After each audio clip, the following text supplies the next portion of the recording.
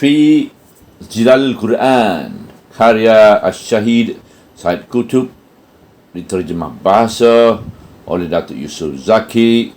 Semoga Allah memberkati mereka. Pentafsiran ayat-ayat 236 dan 237. Kemudian datang pula hukum perempuan yang dicerai sebelum disetubuhi.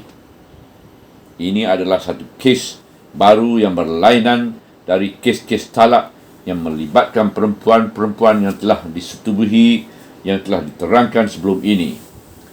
Kes ini memang banyak berlaku, dan di sini Al-Quran menerangkan kewajipan dan hak-hak bagi kedua-dua suami isteri itu dalam kes ini. Bismillahirrahmanirrahim. Ayat-ayat 236 dan 237. Tidak ada apa-apa kesalahan di atas kamu jika kamu menceraikan isteri kamu sebelum kamu menyentuh mereka, atau sebelum kamu menentukan mas kawin pada mereka.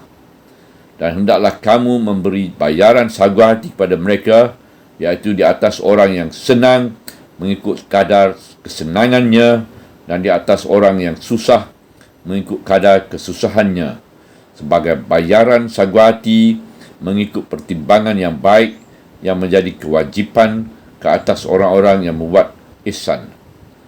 Ayat 236. Dan jika kamu mencerai mereka sebelum kamu menyentuh mereka,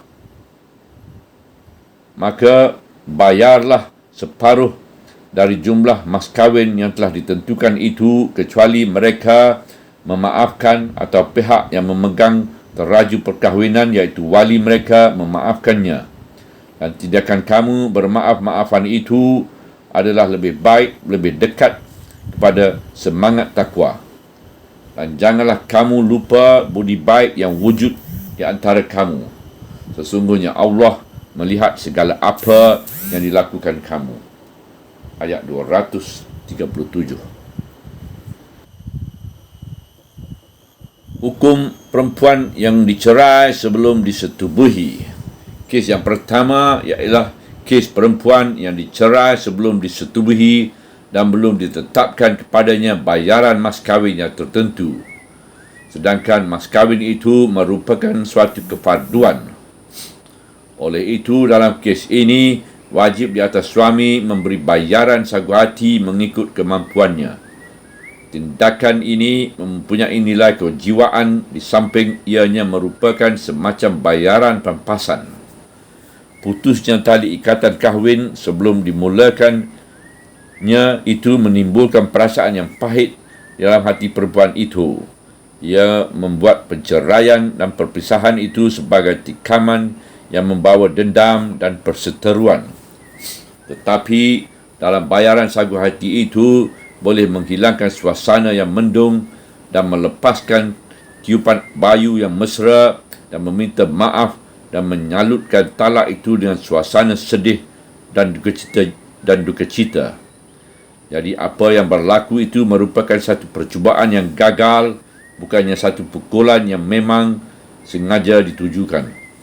Oleh sebab itulah Allah menyuruh mereka memberi bayaran saguhati mengikut pertimbangan yang baik untuk mengekalkan perasaan kemesraan dan memelihara kesenangan yang manis.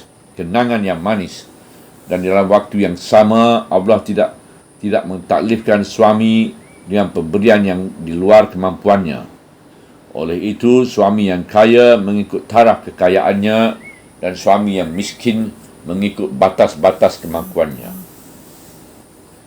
iaitu di atas orang-orang yang senang mengikut kadar kesenangannya, dan di atas orang-orang yang susah mengikut kadar kesusahannya.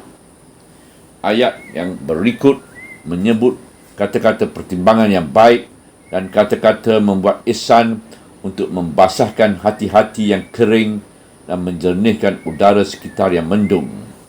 Sebagai bayaran saguhati mengikut pertimbangan yang baik yang menjadikan kewajipan ke atas orang-orang yang membuat kebaikan. penghujung ayat 236. Kes yang kedua ialah kes si suami telah menentukan kadar mas kahwin yang tertentu. Dalam kes ini, ia wajib membayar separuh dari kadar mas kahwin yang telah ditentukan itu. Inilah kehendak undang-undang. Tetapi Al-Quran menyerahkan perkara ini kepada semangat toleransi, budi baik dan kemudahan.